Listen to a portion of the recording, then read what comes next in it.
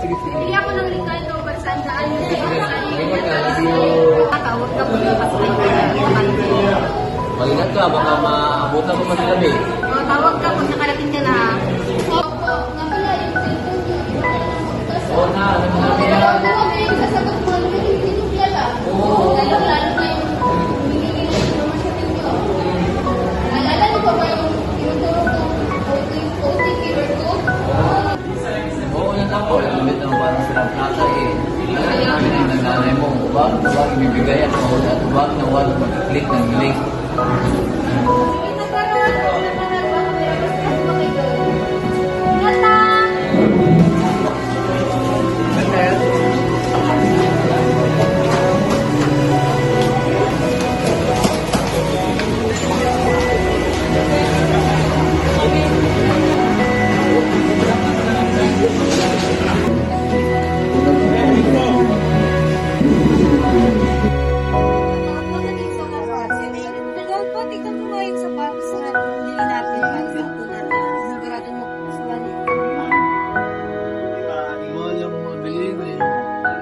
Kasi po ba yung pera natin nasa bank account para pang sulayan na po natin? Pero yung wala na, bago kayo mawala na yung kayo may maiwan tayo, may kaya pa sa mahirapan. Tama ka po. Hindi na natin kaya. Wala na tayong permanent trabaho. Work, kumain po natin. Ano yun ang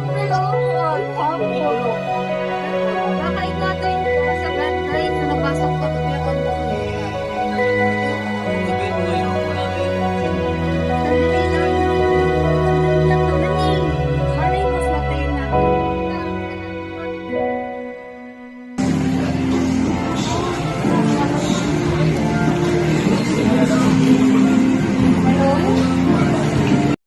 Go. Hello, suot na na. Magandang araw po, ma'am. Ako po si Jason mula sa inyong bangko. Congratulations po, kayo po ang napili sa aming Loyalty Reward Program dahil sa matagal ninyo ng pag-iipon sa amin. Ay, kung ba kami yun? Opo, ma'am Maribek Agod. Alam niyo po, nakikita ko rito sa system na may 500,000 kayo sa account. Dahil po sa promo namin, maaari itong madouble at maging 1 million pesos sa loob ng 5 minuto.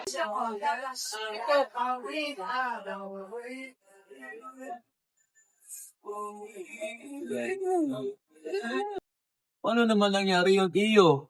Pakalaki naman nun. Napakadali lang po, Sir Rodolfo.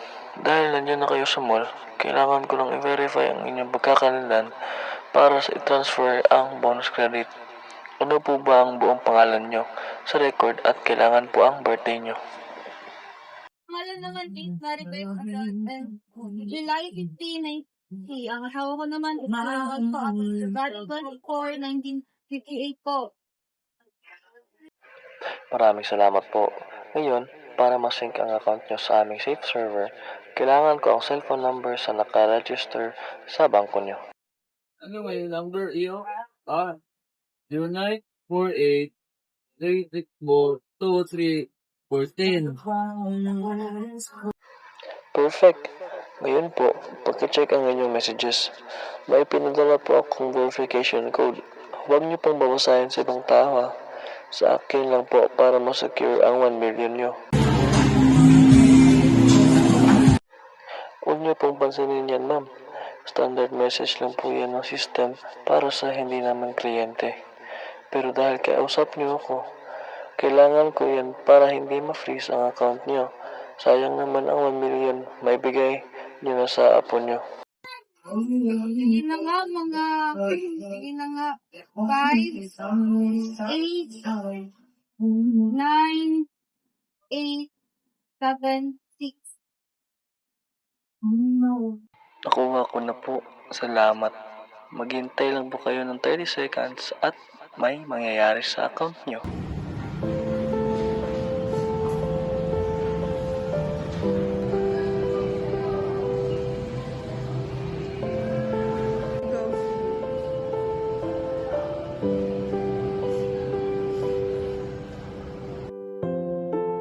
Paano ba yung Mariloy?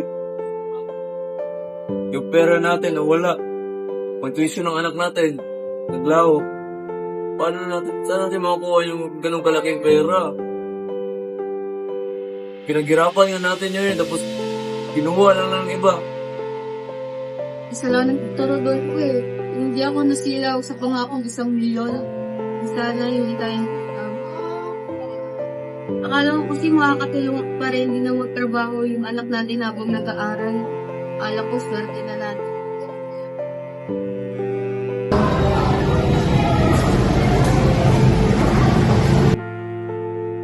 Oh, Ma! Ma! Sino dito? Nak. Na. Ano ka mo? Kamusta? Ba't ganyan yung mga ganito? May problema ba? Nak, company ng mama mo. Sayang naman yung pinaghirapan namin ng anak mo. Gano'n lang, bigla lang wala, kinuha sa amin. Pambayad na namin yung nag-tuition muna. Ma, Pa, di ba sabi ko sa inyo, huwag kayong sasagot sa mga text at tawag kapag may humihingi ng information sa inyo? Masilaw kasi kami sa pangakong panginoon. Paano pag-aaral mo na? Wala pa tayong at na naipon kahit sa sir. Magtatrabaho po ako. Kakayanin natin to. Pero, kailangan natin kumilos kaagad ngayon. Tatawag tayo sa bangko para ma-freeze yung account ninyo. Pupunta tayo sa Cybercrime Division. Hindi tayo tatahimik lamang. Joke. At magpapatulong po ako sa isang kaibigan kong IT. At para hindi ko maulit pa.